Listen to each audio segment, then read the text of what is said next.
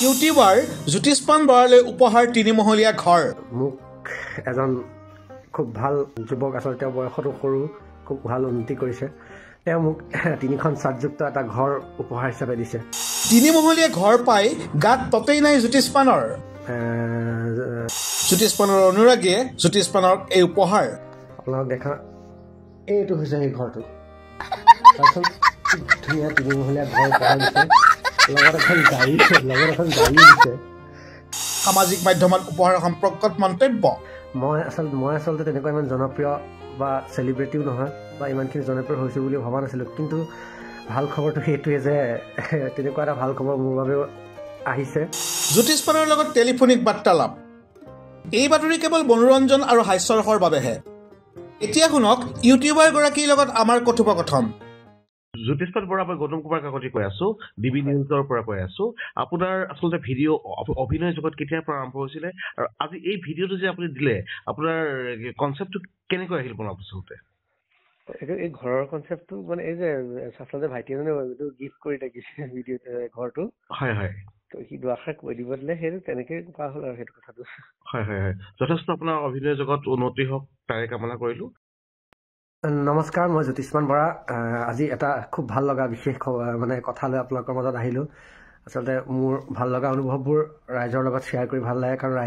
ৰাইজৰ পৰাই মই জ্যোতিষ্মান বৰা বুলি চিনাকি হৈছোঁ অসমত আচলতে তো আমি আগতে শুনিছিলোঁ আগতে মানে কি এতিয়াও শুনো ডাঙৰ যিবোৰ চেলিব্ৰিটি হয় ভাল ডাঙৰ আৰ্টিষ্টবোৰক ৰাজনীতিবিদ হওক বা বহুত ধনী মানুহবোৰে ঘৰ গিফ্ট কৰে ফ্লেট গিফ্ট কৰে বাংলো গিফ্ট কৰে এনেকুৱা খবৰবোৰ আমি শুনা পাইছিলোঁ কিন্তু আচলতে আজি আপোনাক জনাবলৈ পাই এইটোৱে ভাল লাগিছে মই আচলতে তেনেকুৱা ইমান জনপ্ৰিয় বা চেলিব্ৰিটিও নহয় বা ইমানখিনি জনপ্ৰিয় হৈছোঁ বুলি ভবা নাছিলোঁ কিন্তু ভাল খবৰটো সেইটোৱে যে তেনেকুৱা এটা ভাল খবৰ মোৰ বাবেও আহিছে মোৰ অভিনয় ভাল পায় বা মই কৰা কামবোৰ ভাল পায় মোক এজন খুব ভাল যুৱক আচলতে তেওঁ বয়সতো সৰু খুব ভাল উন্নতি কৰিছে তেওঁ মোক তিনিখন চাদযুক্ত এটা ঘৰ উপহাৰ হিচাপে দিছে সঁচাই আচৰিত লাগিছে শুনিবলৈ সঁচাই আচৰিত লাগিছে এটা ঘৰ মোৰ এই কম যাত্ৰাত চিচিংফাকৰ যাত্ৰাত তেওঁ ভাল পাই পেলাই মোক এটা ঘৰ উপহাৰ দিছে আৰু আজি সেই ঘৰটোত আমাৰ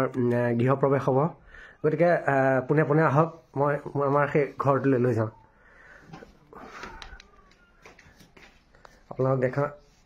এইটো হৈছে সেই ঘৰটো ধুনীয়া তিনিমহলীয়া ঘৰ উপহাৰ দিছে লগত এখন গাড়ী দিছে কি ধুনীয়াকৈ একদম ওপৰত এইটো এক্সট্ৰা ৰুম আছে বহিব পৰা এনেকৈ আবেলি সময়ত বহিব পৰা চকী টকী দি দিছে এনেকুৱা চকী টকী দি দিছে একদম বৰ বেলেগ মানে ফুল ফাৰ্নিছড কোনেও ক'ব মানে আচলতে অসমত প্ৰতিভাৰ অভাৱ নাই আৰু এই প্ৰতিভাবোৰ চিনাকি কৰি দিয়াটো আচলতে খুবেই প্ৰয়োজন বুলি মই ভাবোঁ মই চিনাকি কৰি দিছোঁ এয়া মৰমৰ ভাইটি দীপজ্যোতি আচলতে আমাৰ ওচৰৰে মোৰ নগাঁৱৰে ভাইটি প্ৰায় বহুত মানে ফেচবুকত দেখি থাকোঁ মই ইমান ওচৰ বুলি গম পোৱা নাছিলোঁ তো মোক এই ঘৰটো উপহাৰ কৰিছে বহুত দিনৰ পৰা আচলতে কনষ্ট্ৰাকশ্যন চলি আছিল বুলি কৈছে তো আজি ফাইনেলি আজি নহয় একচুৱেলি কেইদিনমানৰ আগতে দিলে মই ভিডিঅ'টো কৰিবহে পৰা নাছিলোঁ তো ফাইনেলি ঘৰটো এতিয়া মোৰ হ'ল আজিৰ পৰা গৃহপ্ৰৱেশ তো এই ভাইটিয়ে দিছে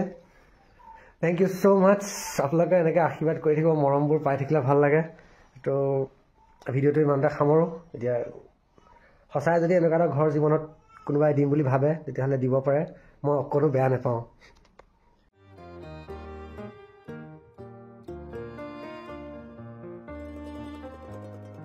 গৌতম কুমাৰ কাকতিৰ ৰিপৰ্ট ডিবি নিউজ গুৱাহাটী